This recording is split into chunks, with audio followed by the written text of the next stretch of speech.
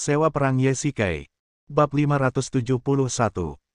Yesikai melihat tubuhnya dan menemukan bahwa ponselnya hilang, mungkin rusak saat dia menyentuh formasi.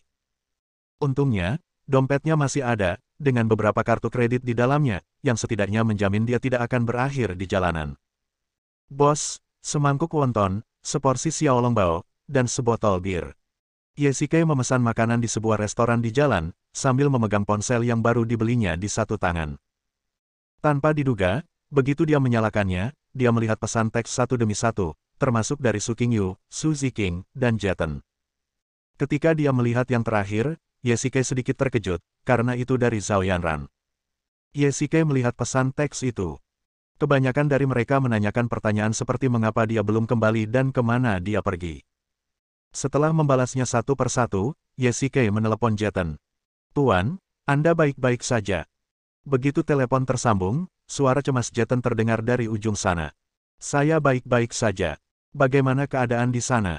Yesikai mengusap pelipisnya. Dia secara tidak dapat dijelaskan dikirim ke Jiangnan oleh Chen Yuxin. Apakah ini berarti dia baik-baik saja? "Beberapa saudara kami terbunuh, dan kami bertiga terluka."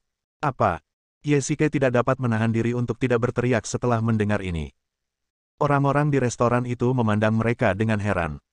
Yesikai kemudian menenangkan diri dan berpikir, keluarga Chen memiliki banyak pengawal dengan kekuatan yang kuat, ditambah lagi mereka dilindungi oleh formasi pertahanan.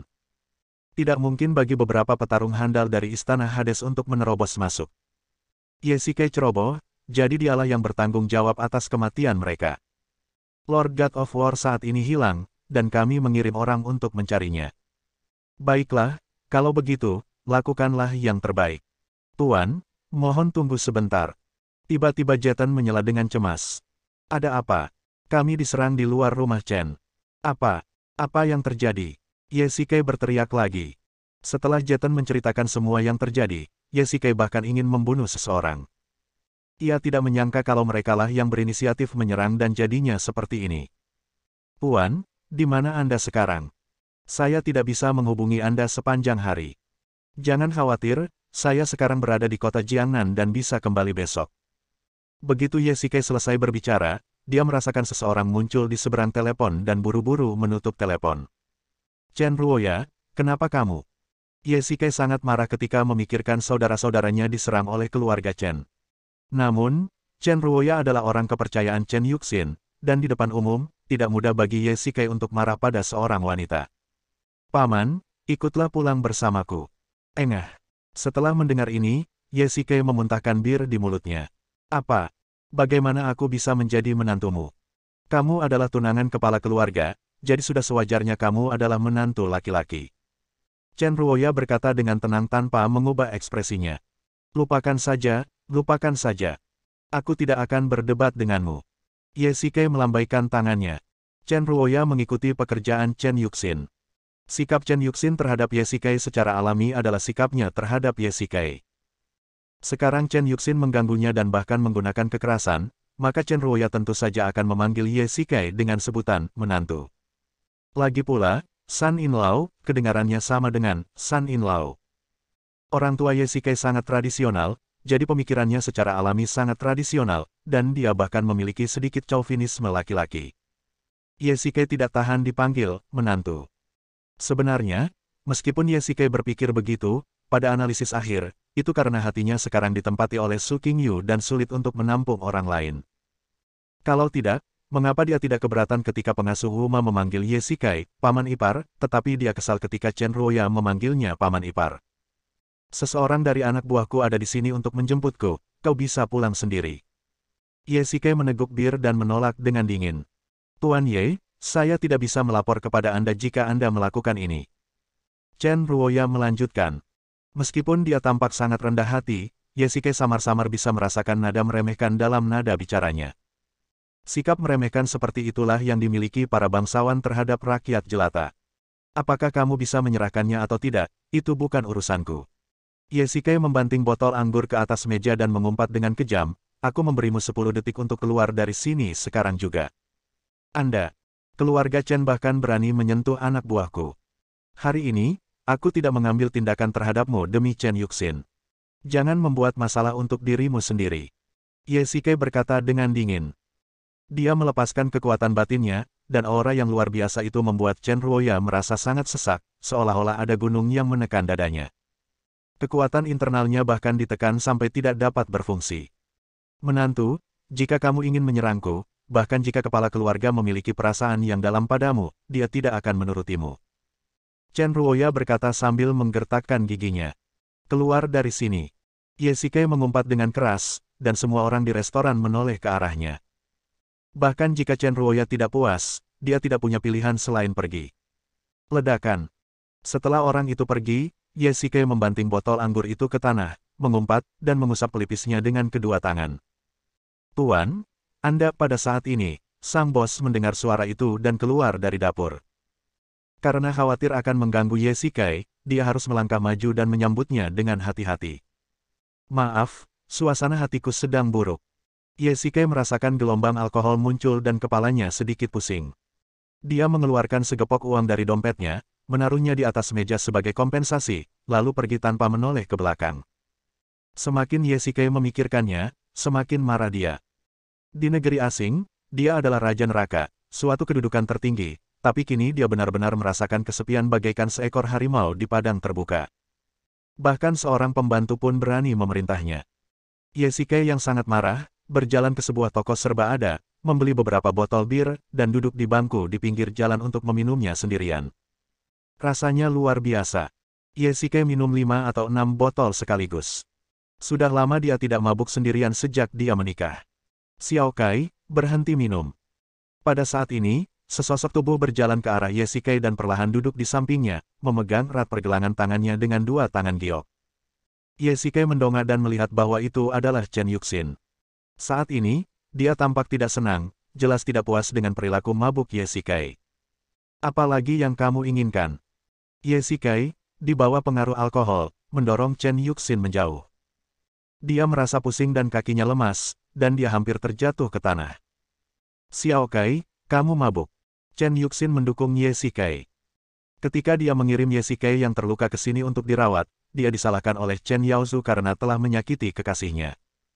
Jadi ketika Chen Yaozu merawat Ye Shikai, dia langsung memerintahkan Chen Yuxin untuk turun gunung dan menunggu. Itu bukan urusanmu. Ye Shikai berkata dengan dingin. Ketika dia memikirkan begitu banyak saudaranya yang tewas di tangan keluarga Chen, dia dengan gembira mendorong Chen Yuxin, berdiri, mengambil sebotol anggur, dan minum sambil berjalan. Bab 572. Melihat ini, Chen Yuxin merasa sangat kecewa dan cemas. Apa yang paling ditakutkannya adalah Ye Shikai membencinya dan akan meninggalkannya. Ketika dia mendengarnya mengatakan itu, dia menjadi cemas dan meraih lengan Ye Shikai. Kau telah membunuh orang-orangku, apalagi yang kau inginkan? Ye Shikai berkata dengan dingin. Untuk pertama kalinya, dia memperlihatkan tatapan tajam kepada Chen Yuxin, ada sedikit rasa benci bercampur amarah di dalam hatinya. Xiao Kai, aku salah tentang hal itu. Kemudian aku meminta mereka untuk berhenti, tetapi aku tidak menyangka mereka akan membunuh kita secara langsung. Chen Yuxin menunjukkan rasa bersalah di wajahnya. Dia tidak akan pernah mengerti perasaan Ye Shikai terhadap bawahannya. Mereka adalah orang-orang yang bertempur bersamanya demi kekaisaran, dan mereka yang dipindahkan ke pangkalan Yanjing bahkan lebih merupakan orang-orang kepercayaannya. Mereka menderita banyak korban dalam waktu singkat, dan hati Ye Shikai berdarah. Saya tidak ingin berbicara denganmu sekarang. Ye Shikai melambaikan tangannya. Xiao Xin, aku sudah membayangkan seperti apa rupamu di masa depan berkali-kali. Kupikir kau akan berubah, tapi aku tidak menyangka kau akan berubah begitu banyak. Setelah mengatakan ini, Ye Shikai berbalik dan pergi. Sangat kecewa. Ye Shikai berjalan di depan dan Chen Yuxin mengikuti di belakang, keduanya menjaga jarak 7 atau 8 meter. Setengah jam kemudian, kemarahan Ye Shikai mereda. Bau alkohol hilang, dan dia menemukan bangku untuk duduk. Mengapa kamu masih mengikutiku? Ye Shikai menatap Chen Yuxin di depannya dan berkata tanpa daya. Aku menunggumu tenang. Melihat ini, wajah khawatir Chen Yuxin akhirnya sedikit membaik. Dia mengenal Ye Shikai, dan selama dia tenang, Chen Yuxin akan menemukan kesempatan untuk meminta maaf. Hari sudah mulai gelap, sebaiknya kau segera kembali. Ye Shikai memalingkan mukanya dan tidak menatapnya. Bagaimana denganmu? Saya akan mencari hotel untuk menginap nanti. Ye Shikai berkata dengan acuh tak acuh. Kamu berbohong. Chen Yuxin duduk di sebelah Ye Shikai dan berkata sambil tersenyum, Kamu bahkan tidak membawa kartu identitasmu, bagaimana kamu bisa menginap di hotel? Ye Shikai mendesah. Dia tidak membawa kartu identitasnya saat itu. Sekarang dia tidak bisa tinggal di sini meskipun dia punya uang. Tampaknya Chen Yuxin telah menggeledah dompetnya saat dia tidak sadarkan diri. Xiao Kai, anak buahku tidak sengaja melukai orang-orangmu. Aku salah. Aku tidak akan melakukannya lagi. Aku akan memberi ganti rugi kepada anak buahmu. Aku akan meminta seseorang mentransfer uang kepada keluarga mereka sekarang juga. Chen Yuxin tampak malu dan meminta maaf sambil menundukkan kepala. Dia juga sudah memikirkannya matang-matang. Ye Shikai marah padanya tadi terutama karena alasan ini. Oh, aku tidak ingin membicarakan hal ini. Ye Shikai menekan pelipisnya. Dia juga bertanggung jawab atas masalah ini dan dia tidak akan mengabaikannya. Penjagaan keluarga Chen juga dilakukan karena alasan keselamatan.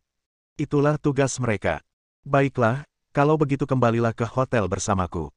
Kamu tidak punya tempat menginap dan di luar sangat dingin. Saat Chen Yuxin mengatakan ini, angin sejuk tiba-tiba bertiup. Lupakan saja, aku akan tidur di bangku taman saja. Besok akan ada yang menjemputku. Ye Shikai menggelengkan kepalanya dan menolak. Dia sekarang mengalami trauma psikologis karena sendirian di ruangan bersama Chen Yuxin. Tidak, itu tidak mungkin. Di sini sangat dingin. Xiao Kai, ikutlah denganku. Chen Yuxin langsung menolak dan mengulurkan tangannya untuk menarik Ye Shikai menjauh. Hei, kamu gadis yang cantik. Pada saat ini, 6 pria datang dari kejauhan. Mereka tampak seperti gangster. Mereka datang untuk mengobrol dengan Chen Yuxin karena dia cantik. Gadis, pacarmu tidak menginginkanmu, ikutlah denganku. Salah satu gangster datang dan ingin menggoda Chen Yuxin, tetapi dia menghindarinya. Wajah Chen Yuxin berangsur-angsur menjadi gelap. Dia orang yang unggul, tapi sekarang dia diejek oleh gangster. Saat dia hendak menggunakan kekuatan internalnya, dia dihentikan oleh Ye Shikai. Dengan tatapan tersembunyi, Ye Shikai memberi isyarat padanya untuk tidak membunuh siapapun. Aku memberimu satu kesempatan, segera keluar dari sini. Chen Yuxin berkata dengan dingin. Gadis, kamu benar-benar pemarah. Seorang gangster berjalan mendekatinya sambil tersenyum. Tepat saat dia mengulurkan tangannya untuk menggodanya, sebuah tangan giok tiba-tiba mencengkeram pergelangan tangannya dan memutarnya 180 derajat. Pria itu menjerit kesakitan. Chen Yuxin mendorong pria itu ke tanah dengan satu tangan. Ayo. 5 orang lainnya segera mengambil tindakan, tetapi bagaimana mereka bisa menandingi Chen Yuxin? Sekalipun dia tidak menggunakan kekuatan internalnya, dia memiliki keterampilan kungfu dan dengan mudah menghadapi kelima orang itu. Jangan datang ke sini. Salah satu dari mereka melihat hal itu dan mengeluarkan pisau dari punggungnya dengan panik. Dia berteriak pada Chen Yuxin dan kemudian bergegas mendekat. Namun tanpa diduga, Chen Yuxin bukan saja tidak menghindar, ia bahkan tidak menangkis. Dia menyaksikan pisau itu menusuk dadanya. Ledakan. Sebuah bayangan hitam melintas, dan gangster dengan pisau itu berubah menjadi layang-layang yang talinya putus. Dia tertendang sejauh 7 atau 8 meter dan terlempar langsung ke sabuk hijau. Mengapa kamu tidak melawan? Orang yang melakukan gerakan itu, tentu saja, Ye Shikai. Pada saat ini, dia tidak bisa tidak menyalahkan Chen Yuxin atas perilakunya. Kenapa? Kamu sedang patah hati. Chen Yuxin tersenyum licik. Tujuannya telah tercapai. Sebagai seorang praktisi yang kuat, bahkan jika pisau itu menempel di lehernya, dia dapat dengan mudah menghindarinya. Dia melakukan ini hanya untuk menguji Ye Shikai. Aku tidak ingin siapapun di sekitarku terluka, apapun alasannya. Ye Shikai berkata dengan ringan. Ketika dia berbalik, dia melihat para gangster itu sudah melarikan diri tanpa jejak. Dia keluar untuk berkeliaran di tengah malam dan akhirnya bertemu dengan seekor raksasa betina. Pada akhirnya, Ye Shikai masih belum bisa mengalahkan Chen Yuxin. Meskipun Jiangnan bukan Yanjing, sebagai orang kaya dan berkuasa, Chen Yuxin menikmati perlakuan tertinggi dimanapun dia pergi. Misalnya, villa di depan Anda. Kadang-kadang saya datang ke Jiangnan untuk berbisnis atau mengunjungi kakek saya, jadi saya meminta seseorang untuk membeli villa di sini. Chen Yuxin menjelaskan kepada Ye Shikai. Guru, saya permisi dulu. Setelah Chen Ruoya memimpin keduanya masuk ke dalam villa, dia pergi lebih dulu. Xiao Kai, kamu tidur di kamar ini. Aku akan tidur di atas. Semua pakaian dan perlengkapan ada di sana. Chen Yuxin langsung berubah menjadi istri yang berbudi luhur, tetapi kali ini dia tidak menarik Ye Shikai untuk tidur dengannya. Mungkin dia tidak ingin membuatnya kesal. Chen Yuxin telah memikirkannya matang-matang. Terkadang, memaksa Ye Shikai akan membuatnya kesal. Aku akan menonton TV di ruang tamu. Kau naik dulu. Ye Shikai berkata dengan ringan. Baiklah, kalau begitu aku akan naik ke atas. Chen Yuxin tersenyum tipis dan naik ke atas sendirian. Segalanya tampak sangat tenang. Ye Shikai melihat sekeliling. Chen Yuxin tidak datang untuk mengganggunya. Apakah dia terlalu banyak berpikir kali ini, atau dia hanya terlalu gugup? Ye Shikai menemukan beberapa film untuk ditonton. Dia tidak merasa senyaman itu selama waktu yang lama. Xiao Kai, aku sudah selesai mandi. Kamu mau makan buah? Pada saat ini, terdengar suara, dong dong dong, dari tangga, dan Chen Yuxin turun dengan mengenakan jubah mandi. Oke. Ye Shikai menatap TV dan berkata langsung tanpa menoleh. Baiklah, aku akan pergi ke dapur dan memotong beberapa buah. Bab 573. Ye Shikai mengganti saluran TV, dan akhirnya layar berhenti pada film seni bela diri klasik. Sebenarnya pikiran Ye Shikai tidak tertuju pada TV sama sekali. Dia hanya tidak ingin tidur dan tidak ada kegiatan apapun. Ayo, makan buah melon. Chen Yuxin duduk bersila di sofa. Kulitnya yang cerah, wajahnya yang cantik, dan jubah mandi, kriminalnya pasti akan membuat 99% pria merasa tersentuh. Namun, Ye Shikai kebetulan termasuk 1% itu. Meskipun Chen Yuxin sangat menawan sekarang, Ye Shikai hanya memperhatikan film seni bela diri di depannya. Tak terlihat, tak teringat. Oleh karena itu, ruang tamunya sekarang menampilkan suasana yang agak canggung. Xiao Kai, apakah kamu masih marah dengan apa yang kuminta dari anak buahku? Akhirnya, Chen Yuxin menarik ujung pakaian Ye Shikai, ekspresinya yang menyedihkan sungguh menyayat hati. Xiao Xin, meskipun masalah ini sudah berlalu, bisakah kau tidak mengungkitnya lagi? Ye Shikai melambaikan tangannya dengan jengkel. Hari ini, dia meminta Jeton untuk mentransfer 5 juta kepada keluarga masing-masing saudara yang gugur di Istana Dunia Bawah. Meskipun dia tidak dapat membangkitkan mereka, setidaknya dia telah mengurus akibatnya. Baiklah, aku tidak akan mengatakan apapun. Chen Yuxin tersenyum sedikit. Apakah kakek mengatakan sesuatu kepadamu? Tubuh Ye Shikai tiba-tiba membeku. Dia tiba-tiba teringat apa yang dikatakan Chen Yaozu, ketika Chen Yuxin sedang berlatih, dia hampir tersesat karena setan di dalam dirinya dan emosinya sangat tidak stabil. Dalam kasus ini, Ye Shikai harus menghiburnya. Ya, senior itu berkata bahwa jika kamu menyerangku lagi, dia akan keluar untuk menghadapimu. Ye Shikai menyodok dahi Chen Yuxin dengan jarinya dan berkata sambil tersenyum. Tidak, aku terlalu bersemangat terakhir kali, jadi. Baiklah, kita biarkan saja. Ye Shikai berkata dengan tenang. Meskipun Chen Yuxin menjelaskan bahwa itu hanya kegembiraan sesaat, dia tidak berpikir demikian. Setidaknya terakhir kali dia menyuntiknya dengan anestesi, itu jelas merupakan hal yang sudah direncanakan sejak lama. Saya khawatir dia sudah menyiapkan jarum suntik dan menaruhnya di dalam laci. Xiao Xin, malam ini hanya kita berdua. Ada beberapa hal yang ingin kukatakan padamu. Ye Shikai meletakkan piring buah di tangannya di atas meja dan mendesah panjang. Apa itu? Tentang kultivasi Anda. Ye Shikai dengan lembut memegang tangan kecil Chen Yuxin dan menyuntikkan aliran kekuatan internal ke tubuhnya. Begitu kekuatan internal mencapai meridiannya, dia merasakan aura feminin, yang tidak hanya tidak menolak kekuatan internal Ye Shikai, tetapi malah perlahan bergabung dan menelannya, menjadi satu dengannya. Kekuatan batin feminin sama dengan Jiqian. Ye Shikai bergumam. Siapa Jiqian? Tidak, tidak ada apa-apa. Ye Shikai berkata tergesa-gesa. Tidak, katakan yang sebenarnya. Siapa Jiqian dan apakah dia punya hubungan denganmu? Chen Yuxin mendorongnya dengan keras dengan ekspresi keras kepala di wajahnya. Dia adalah temanku. Bagaimana Ye Shikai bisa mengatakan yang sebenarnya? Dia dan Jiqian benar-benar memiliki hubungan. Bukannya Ye Shikai tidak mengenalinya setelah mengenakan celananya, tetapi dia sedang mempertimbangkan bom waktu di sebelahnya. Chen Yaozu baru saja mengatakan bahwa Chen Yuxin memiliki setan mental dan kepribadian yang tidak stabil. Kalau dia memprovokasi lagi, bagaimana kalau terjadi apa-apa? Teman-teman. Chen Yuxin perlahan mendekat, matanya mengamati tubuhnya. Ye Shikai bersandar di sofa dengan perasaan bersalah, matanya berkedip-kedip. Xiao Xin, kamu tidak percaya padaku. Ye Shikai berkata, dengan benar. Benar sekali. Sudah 8 tahun. Kamu belum cukup menyembunyikan banyak hal. Aku akan meminta Ruoya untuk menyelidiki orang ini nanti. Chen Yuxin mendengus dingin. Karena dia juga seorang kultivator, akan mudah menemukannya. Apapun yang kamu inginkan. Ye Shikai berkata dengan tenang.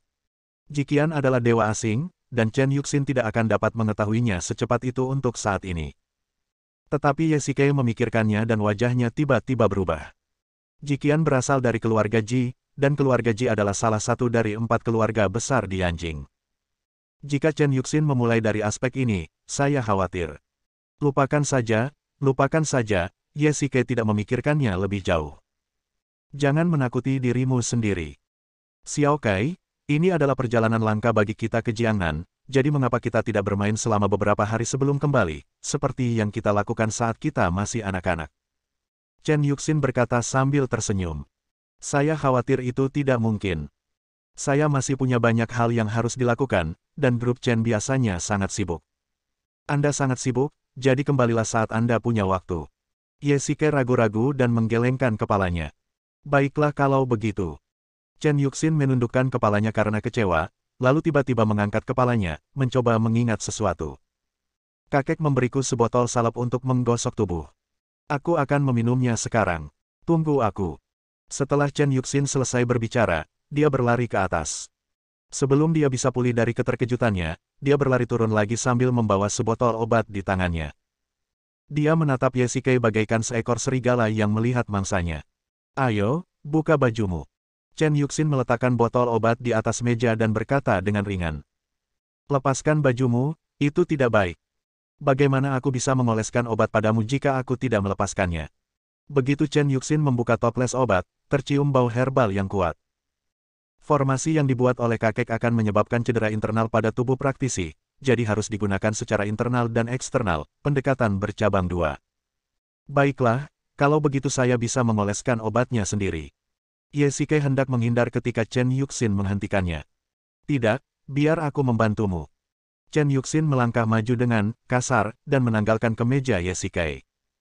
Bekas luka di punggungnya sangat kentara. Ini adalah medalinya sebagai seorang prajurit. Chen Yuxin langsung terpesona olehnya. Ahem, Xiao Xin, apakah kamu masih ingin membersihkannya? Kalau tidak, aku akan kembali. Ye Shikai berkata cepat. Berbaringlah terlebih dulu. Chen Yuxin membaringkan Ye Shikai di sofa, menggosok-gosokkan kedua tangannya untuk menghangatkannya, lalu mengoleskan lumpur obat secara merata ke tangannya, lalu mengoleskan obat itu ke Ye Shikai. Lumpur obat hitam disebarkan merata di punggung Ye Shikai, yang sedingin es, seolah-olah ada kantong es yang ditaruh di punggungnya. Senior benar-benar hebat. Dia bahkan tahu tentang pengobatan medis. Ye Shikai perlahan-lahan menjadi rileks, dan kedua tangan kecilnya meluncur maju mundur di punggungnya, tidak hanya mengoleskan obat tetapi juga memijat. Tentu saja. Kekuatan kakek sudah tak terduga puluhan tahun lalu. Sekarang dia memilih untuk berlatih secara sembunyi-sembunyi agar bisa mencapai tingkat yang lebih tinggi. Chen Yuxin berkata dengan ringan. Xiao Xin, sebenarnya aku tidak ingin menjadi seorang kultivator. Setelah waktu yang lama, Ye Shikai berkata dari lubuk hatinya. Mengapa? Latihan mendatangkan kekuatan super, tetapi juga merupakan surat kematian. Latihan mendatangkan bahaya yang tak ada habisnya, dan yang paling tidak kuinginkan saat ini adalah bahaya. Ye Shikai berkata dengan lembut. Lalu mengapa kamu ingin berlatih pada saat itu? Chen Yuxin bertanya dengan rasa ingin tahu. Saat itu, saya adalah tentara bayaran di luar negeri. Saya tidak punya pilihan. Jika saya tidak berlatih, saya akan dibunuh oleh praktisi lain. Ye Shikai berkata dengan tak berdaya, secara kebetulan, aku bersentuhan dengan kultivasi, dan begitulah aku menjadi seperti sekarang ini. Bab 574. Xiao Xin, aku dengar dari para senior bahwa kamu harus berlatih karena kamu tidak punya pilihan, kan? Ye Shikai berkata dengan ringan. Ya, untuk menjadi kepala keluarga, kultivasi adalah hal yang tidak bisa dihindari. Kata Chen Yuxin sambil memberikan obat pada Ye Shikai. Ye Shikai merasakan semburan kekuatan internal terlepas dari lumpur obat hitam dan larut ke dalam tubuhnya, terasa hangat. Xiao Kai, tingkat kultivasimu sudah sampai mana sekarang? Chen Yuxin tiba-tiba bertanya. Level. Aku juga tidak tahu. Apakah ada perbedaan? Ye Shikai bertanya dengan rasa ingin tahu. Di matanya, hanya ada perbedaan antara yang kuat dan yang lemah. Di antara para praktisi di barat, mereka juga di peringkat menurut daftar gelap. Praktisi Tiongkok dibagi menjadi 11 tahap dari yang paling sederhana hingga yang paling rumit, pembangunan fondasi, pusaran cahaya, fusi, detak jantung, keheningan spiritual, jiwa baru lahir, pengalaman keluar tubuh, pemisahan roh, fusi, penyeberangan kesengsaraan, dan mahayana. Ini adalah urutan tingkatan kultivasi. Tunggu sebentar, ini sangat rumit. Ye Shikai menggaruk kepalanya. Ketika dia berlatih, dia tidak pernah memperhatikan banyak hal. Dia hanya tahu bahwa Sutra Kaisar Xuan dibagi menjadi 8 tingkat, tetapi dia tidak menyangka bahwa praktisi dibagi menjadi 11 tingkat. Tentu saja, itulah yang dikatakan kakek. Chen Yuxin tersenyum dan berkata, namun, kini banyak kultivator hebat memilih hidup menyendiri. Mereka yang berada di atas tahap fusion dapat disebut master yang tiada taraf, tetapi mereka sangat langka. Saya tidak tahu di level mana saya berada. Ye Shikai menggaruk kepalanya dan berkata dengan agak malu. Dari membangun fondasi hingga gerakan hati, ini hanyalah tahap awal bagi para praktisi. Dari keheningan spiritual dan seterusnya, setiap level dibagi menjadi tahap awal, tengah, dan akhir sebagai transisi, lanjut Chen Yuxin. Jadi, berapa tingkat kultivasi Anda saat ini? Ye Shikai bertanya. Tahap tengah pengalaman keluar tubuh. Chen Yuxin tersenyum sedikit. Kedengarannya cukup mengesankan. Di Yanjing, setiap keluarga memiliki praktisi tersembunyi, dan mereka juga merupakan tulang punggung kelangsungan hidup keluarga. Chen Yuxin berkata dengan ringan. Xiao Xin, apa tingkat kultivasi seniormu? Ye Shikai bertanya ragu-ragu.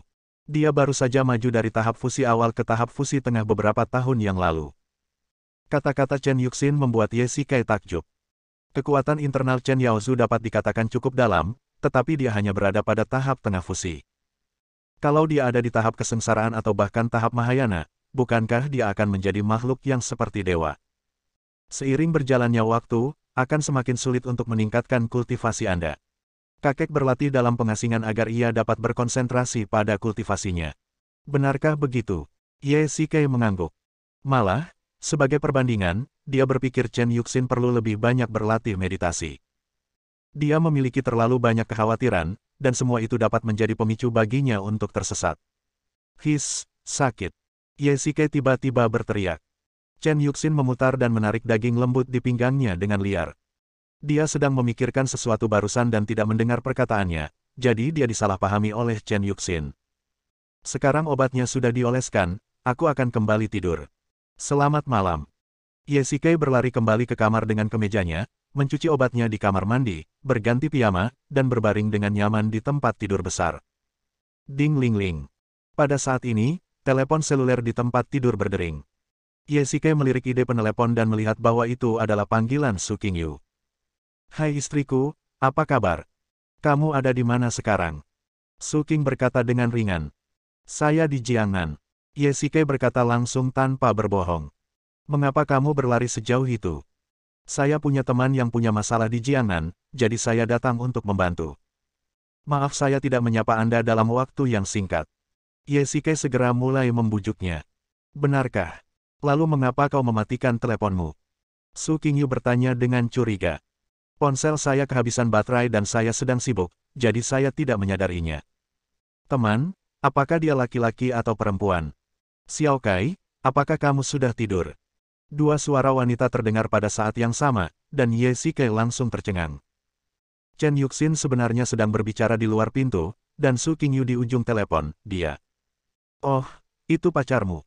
Suara Su Qingyu yang sangat dingin datang dari ujung telepon, dan dia terutama menekankan kata, perempuan.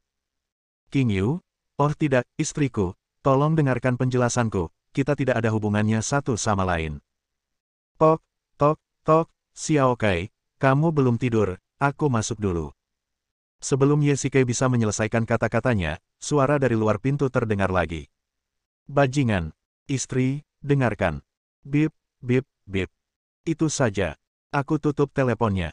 Tepat saat Ye Shikai hendak menelepon kembali, Chen Yuxin masuk dari luar. Melihat wajahnya yang bingung, dia berpikir sesuatu telah terjadi padanya. Xiao Kai, apa yang terjadi? Chen Yuxin membelai rambutnya dan berkata dengan lembut. Tidak apa-apa. Tidurlah. Tanpa berkata sepatah kata pun, Ye Shikai mendorong Chen Yuxin keluar kamar dengan wajah muram, lalu langsung bersembunyi di kamar mandi dan memanggil Su Qingyu lagi. Cepat angkat teleponnya. Ye Shikai berkata pada dirinya sendiri dengan cemas. Maaf, nomor yang Anda tuju sedang tidak aktif. Suara dingin datang dari ujung telepon yang lain. Yanjing. Kakak, kenapa kamu menangis? Su Ziking baru saja pulang ke rumah ketika dia melihat Su Qingyu terbaring sendirian di meja makan, tubuhnya gemetar terus-menerus, dan samar-samar dia bisa mendengarnya menangis. Ngomong-ngomong, di mana kakak iparku? Kok dia menghilang seharian? Kamu tidak punya saudara ipar lagi. Su Qingyu tiba-tiba mengangkat kepalanya dan berteriak keras. Apa? Kakak ipar sudah meninggal. Wajah Su Ziking berubah. Dia salah paham artinya. Dia tidak mati, tapi aku tidak ingin menikah. Su Qing berkata dengan dingin. Kenapa? Apakah kakak iparku selingkuh? Su Ziking menunjukkan ekspresi yang luar biasa. Meskipun dia tahu bahwa kakak iparnya populer di kalangan wanita, dia tidak pernah melewati batas. Su Qingyu tidak berbicara dan terus menangis di atas meja. Ekspresinya telah menjawab keraguan Su Ziking. Ding ling ling. Pada saat ini, ponsel Su Ziking juga berdering, dan ide penelepon menunjukkan Ye Shikai. Hai, kakak ipar. Alhamdulillah, akhirnya ada yang menjawab telepon. Kakak ipar Bao, kau benar-benar menemukan seorang wanita di belakang punggung kakakku. Apa? Ini salah paham. Ye Shikai segera menjelaskan, itu salah satu teman sekelasku. Meskipun dia teman sekelas perempuan, kami tidak pernah melakukan hal semacam itu. Kakak ipar, apakah menurutmu aku mudah ditipu? Hanya karena seorang teman sekelas perempuan memanggilmu, kamu berlari ke Jiangnan dengan gembira. Aku akan menjelaskannya kepadamu perlahan-lahan saat aku kembali. Tolong bantu aku menghibur adikmu terlebih dahulu. Ye Shikai segera mulai bekerja. Dia khawatir Su Qingyu akan melakukan sesuatu yang tidak pantas. Baiklah, aku akan memberikan telepon itu pada adikku. Su Ziking menyerahkan telepon kepada Su Qingyu. Kakak iparku ingin menjelaskan kepadamu. Tolong dengarkan. Bab 575. Apalagi yang ingin kamu katakan? Su Qingyu berkata dengan marah, dengan sedikit nada menangis. Qingyu, bisakah kau memberiku waktu 3 menit untuk menjelaskannya? Ye Shikai memaksa dirinya untuk tenang. Semakin sensitif masalahnya, semakin tenang dia harusnya. Baiklah, aku akan mendengarkanmu. Su Qingyu berteriak dengan dingin. Ye Shikai menghela napas panjang dan menceritakan seluruh kisahnya dari awal hingga akhir, tetapi juga merupakan kebohongan bahwa dia datang ke sini untuk membantu teman sekelas perempuannya. Setengah menit kemudian, Ye Shikai dapat dengan jelas merasakan bahwa kemarahan di ujung telepon sudah banyak mereda. Saya harus menemuimu di rumah sebelum tengah hari besok. Setelah mendengar ini, Su Qingyu menutup telepon. Akhirnya dijelaskan dengan jelas. Ye Shikai melempar ponselnya ke tempat tidur, lalu terjatuh. Apa yang sebenarnya terjadi? Memanfaatkan waktu luang ini, Ye Shikai dengan hati-hati mengingat apa yang baru saja dikatakan Chen Yuxin. Ia tidak menyangka kalau kultivasi itu cabangnya banyak sekali. Konon katanya para praktisi terpusat di barat, namun kini nampaknya di timur juga terdapat naga tersembunyi dan harimau berjongkok. Chen Yuxin berkata kalau dia berada di tahap tengah alam keluar tubuh, jadi di tingkat manakah Ye Shikai? Sambil gelisah dan gelisah, Ye Shikai mulai menyesali telah meninggalkan Chen Yaozhu dengan tergesa-gesa. Karena dia sedang dalam tahap tengah dari alam keluar tubuh, maka aku pun seharusnya tidak jahat. Saat Ye Shikai memikirkannya, dia perlahan merasa mengantuk. Rasa lelah seharian pun menghampirinya, tanpa disadarinya ia pun tertidur. Yanjing. Kakak, jangan marah. Kakak ipar sudah menjelaskan semuanya padamu. Di ruang tamu, Su Ziking terus-menerus membujuk Su Qingyu. Padahal, amarahnya sudah hilang sama sekali, dan dia hanya berpura-pura. Baiklah, aku tidak marah lagi. Su Qingyu menoleh dan berkata dengan ringan.